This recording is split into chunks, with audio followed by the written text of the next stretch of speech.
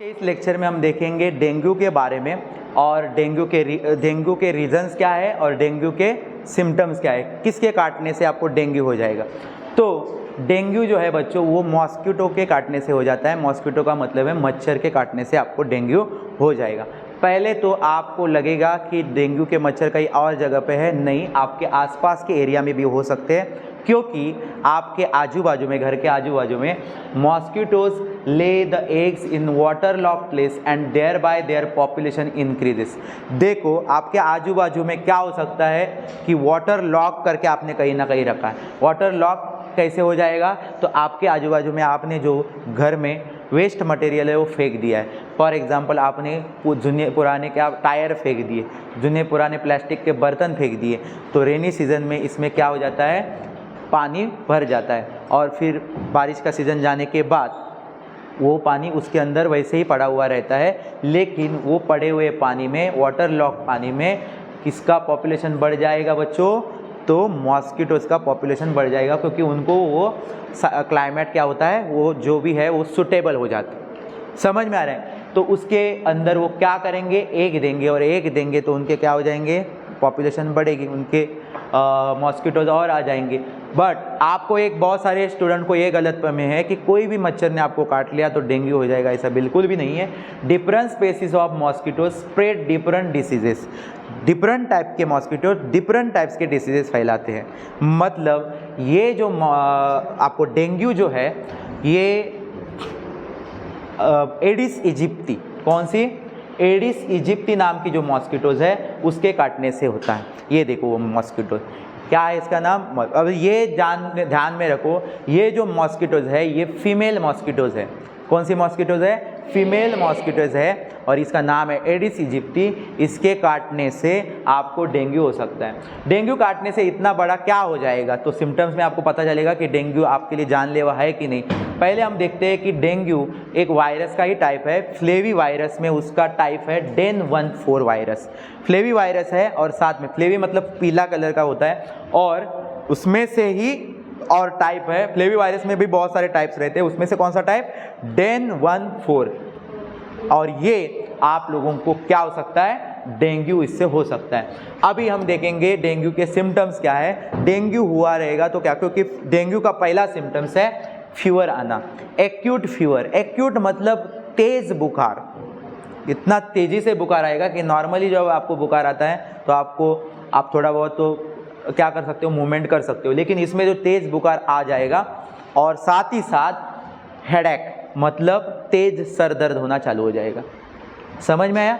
और वोमिटिंग मतलब उल्टी हो जाएगी। ये तीनों सिम्टम्स आपके अंदर अगर दिख रहे हैं तो आपको चांसेस है डेंगू होने के। लेकिन कभी कभी ये तीनों सिम्टम्स बाकी के भी बीमारी हमें दिखते हैं, लेकिन उसमें एक मेन रीज़न है डेंगू को आइडेंटिफाई करने का कि डेंगू हुआ है कि नहीं। डॉक्टर उस सिम्टम्स को आपको पूछ लेगा और फिर वो आपको ब्लड चेक करने के लिए बोल सकता है। तो सेकेंड जो है वो है pains in eye socket is very prominent symptoms. आपका जो आई सॉकेट है, जहाँ पे आपके आँखें है, उसके आजू में आप देख सकते हो कि ये आपका आई सॉकेट है, दिख रहा है यहाँ पे। हाँ, मतलब आपके जो आँखें है उसके आजू बाजू का एरिया, अंडरस्टैंड। सो उसके अंदर पेन होना क्या हो जाएगा, चालू हो जाएगा। और ये प्रोमिनेंट सिस्टम है। प्रोमिनेंट मतलब प्रोमिनेंट सिम्टम्स है। प्रोमिनेंट का मतलब है प्रमुख, मेन सिम्टम है इसका। इससे ही पता चलता है कि आपको क्या हुआ है, डेंगू हुआ है। लेकिन उसके बाद भी डॉक्टर आपका ब्लड चेकअप करके ही बताएगा। लेकिन मेन सिम्टम्स आपको समझ में आया? हाँ, आई सॉकेट में अगर पेन हो रहा है और साथ में ये भी फीवर है, हेडेक है, वोमिटिंग है, तो समझना। तीसरा मेन सिम्टम्स है, मेन बोलना क्यों है, क्योंकि यही है सिम्टम्स जिसके कारण डेंगू से जान भी जा सकती। तो वो है decrease in platelet count that may lead to internal haemorrhage. इसका मतलब क्या है? प्लेटलेट नाम का आपके बॉडी के अंदर ब्लड में क्या रहते हैं, प्लेटलेट रहते हैं। और ये प्लेटलेट का काम क्या है वो देखेंगे। प्लेटलेट का आपको पिक्चर यहाँ पे नीचे दिख रहा होगा। ये आपके ब्लड के अंदर रहता है और ये प्लेटलेट जब भी आपके बॉडी के अंदर कहीं चोट लग गई, जख्म लग गई, तो क्या होगी, ब्लीडिंग हो जाएगी, रक्त निकलना शुरू हो जाएगा। तो खून निकलना चालू हो जाएगा, तो आपको ये खून कुछ टाइम के बाद रुक जाता है, चोट लगने के बाद कुछ टाइम के बाद थोड़ा सा ब्लड निकलने के बाद क्या हो जाता है, ब्लड बंद हो जाता है, और वो ब्लड रोकने का काम ही प्लेटलेट करता है। ये प्लेटलेट जो है ना, ये आप लोग देख रहे हो, यह आपके जहाँ पे जख्म हो गई है वहाँ पे सील कर देता है या थप्पा लगा देता है अपना, और फिर वहाँ पे क्या हो जाता है, ब्लड आना बंद हो जाता है। मतलब ब्लड रोकने का मेन फंक्शन है प्लेटलेट का, ब्लीडिंग को रोकने का मेन सिम्टम्स है प्लेटलेट का। तो इसका मतलब आपके बॉडी के अंदर भी कभी ना कभी क्या हो सकता है, ब्लीडिंग हो सकती है, लेकिन आपके बॉडी के अंदर प्लेटलेट होने के कारण आपकी ब्लीडिंग क्या हो जाती है, रुकती है। जैसे आपको बाहर का दिख रहा है लेकिन अंदर भी होती होगी, लेकिन उनको कौन रोक रहा है, प्लेटलेट रोक रहा है ब्लीडिंग होने से।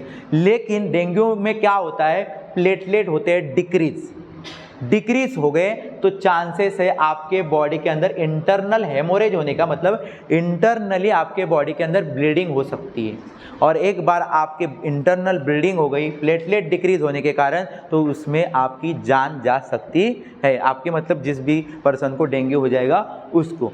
तो इसीलिए डॉक्टर क्या बोलता है कि इस पेशेंट को आप क्या करो, इसके प्लेटलेट क्या होने चाहिए, कैसे भी बढ़ने चाहिए। तो डॉक्टर एक तो बुखार होता है तो आप में कुछ खाने जैसा होता नहीं है, तो फिर आप लोगों को ये पपाया का जूस इसके ऊपर, या पपाया का जो पत्ते रहते हैं उसका जूस इसके ऊपर सबसे बड़ा उपाय है, सॉल्यूशन है कि प्लेटलेट क्या सकता है वो इंक्रीज कर सकता है, और डॉक्टर वही सजेस्ट करता है। कैरेट का जूस भी पी सकते हैं और उससे भी आप लोग क्या कर सकते हो, प्लेटलेट बढ़ा सकते हो। और भी कुछ चीज़ें हैं वो आप देख लो, लेकिन इसमें आप पपाया का जूस और पपाया के पत्तों का जूस क्या कर सकते हो, पी के प्लेटलेट बढ़ा सकते हो। क्यों प्लेटलेट बढ़ाना है आपको पता है, नहीं तो आपके बॉडी के अंदर क्या हो जाएगा, इंटरनली ब्लीडिंग हो जाएगी और इंसान की क्या हो सकती है, डेथ हो सकती है। इसलिए प्लेटलेट नहीं गिरने चाहिए, डिक्रीज नहीं होनी चाहिए। उसके बाद आपको मैंने पहले ही बोला था कि डिफरेंट टाइप के मॉस्किटोज डिफरेंट टाइप के डिसीजेज देख सकते हैं। तो और भी कुछ मॉस्किटोज है जो आपको बीमारी दे सकते हैं, उनके सिम्टम्स हम नहीं देखेंगे, लेकिन आपके टेक्स्ट बुक में उनके बारे में दिया है कि कौन सी बीमारी देते हैं। तो ये जो मॉस्किटोज है इसका नाम है एनोफिलिस, और ये मॉस्किटोज आपको मलेरिया फैलाने में मलेरिया को फैलाते हैं, मलेरिया डिसीजेज आपको फैलाते हैं, उसमें भी बुखार ही आता है मलेरिया में भी। तो ये देखो वो है मॉस्किटोज, ये इसका नाम क्या है, एनोफिलिस। उसके बाद ये भी फीमेल ही मच्छर है, देखो एडिस इजिप्टी भी फीमेल थी, ये भी फीमेल ही है, और आगे आने वाली मच्छर भी है वो फीमेल ही है, जिसका नाम है क्यूलेक्स। तो फीमेल कितने डेंजरस होते हैं देख लो यहाँ पे। तो क्यूलेक्स नाम की जो मच्छर है ये रहती है, एडिस इजिप्टी नाम की जो मच्छर है ना वो क्लीन वाटर में होती है, क्लीन वाटर में एनोफिलिस और एडिस इजिप्टी की मच्छर क्लीन वाटर में होती है। लेकिन ये जो मच्छर है क्यूलेक्स, ये डर्टी वाटर में रहती है। कौन से वाटर में रहती है, डर्टी वाटर, और डर्टी वाटर में रहती है इसलिए इससे होने वाली बीमारी डर्टी होती है। इसका नाम है एलिफेंटाइसिस। एलिफेंटाइसिस में आपको अगर ये मच्छर ने बाइट कर लिया तो पूरी तरह से वो पैर एलिफेंट जैसा हो जाएगा। एलिफेंट नाम का, एलिफेंट देखा है ना आपने एनिमल, वैसे उसके पैर हो जाएंगे। देखो बॉडी के जहाँ ऑर्गन में काटा है वहाँ पे देखो कैसे एलिफेंटाइसिस बीमारी फैल गई।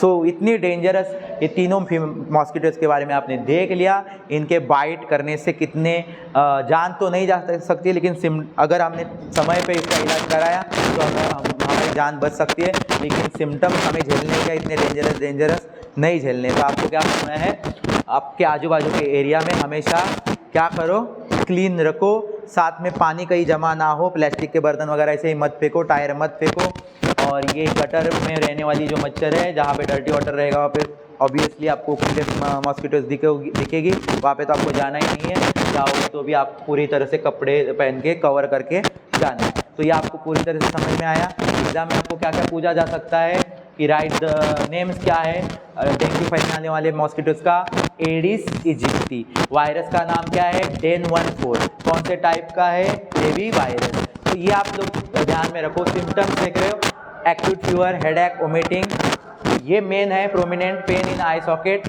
और प्लेटलेट का डिक्रीज होना। अंडरस्टैंड।